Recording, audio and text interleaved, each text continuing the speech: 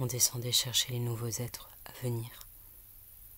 Selon qu'ils étaient plus ou moins graves ou légers, il fallait descendre plus ou moins loin du soleil, avec cela peut-être de contre-intuitif, que les plus graves seraient ceux dont le crâne avait été bercé par le soleil plus longtemps et se trouvaient donc parmi l'en bas, plutôt en haut. On commençait à créer les êtres par leur ombre.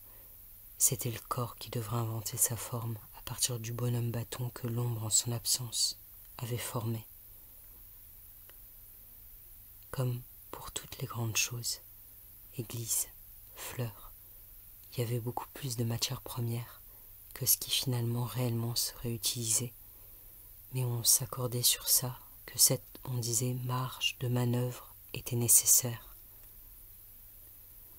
S'ensuivait alors un très long cycle d'apprentissage. L'apprentissage n'était pas destiné à l'enfant, mais au monde. C'était au monde d'apprendre quelque chose de nouveau pour laisser place à l'être nouveau. Ainsi, si quelque nouvel être devait avoir entre autres facultés celle de s'envoler, ce serait au monde d'apprendre à lui le monde resté par terre pour que le nouvel être régulièrement puisse prendre et maintenir son altitude. Il était pour l'instant pas du tout question de dos, de face.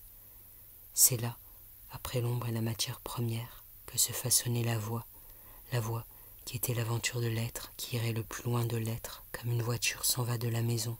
Et tout ça prenait là presque année moins une saison, parce qu'il fallait repasser pour chacun par tout le reste, et jambes d'humain quand même avoir galopé.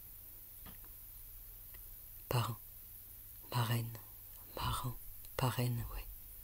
Comme des statues se penchent, marraine comme le vent l'est pour la statue.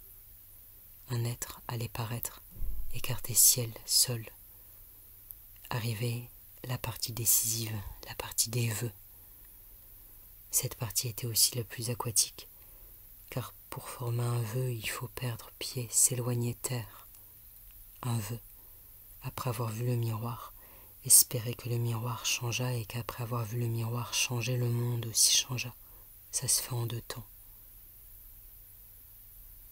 Une fois fait, moulé, l'ombre, la voix, les vœux, on pouvait maintenant s'occuper de la vie. Comme on dit qu'un baiser réveille les princesses, la vie. De quoi pousser du socle la statue et qu'elle respire. Pardon, je hache, alors que ça se fait tout comme plutôt un grand geste, comme une nuit comme une seule sieste, mais là, c'est pour expliquer. Le monde est bientôt prêt, le monde bientôt pourra marcher, faire premier pas avec nouvel être, ouvrir, grandir ses bras. D'ailleurs déjà la voix qui tout à l'heure à peine pointait, la voix danse, la voix a déjà toute une vue sur le monde, comme qui a grimpé plus vite au phare, crie à celui en bas de venir, monter voir, et c'est la voix ayant vu le monde qui appelle le corps, corps, corps, corps. Alors, comme une voix sourde, corps, c'est à lui. Il faut entrer, se mêler, aller chercher ses mains, piocher ses pieds, en se rappelant régulièrement de l'ombre qui lui montrait, en se rappelant de la voix qui l'appelait. Corps, corps, corps doit prendre confiance et se servir dans le monde.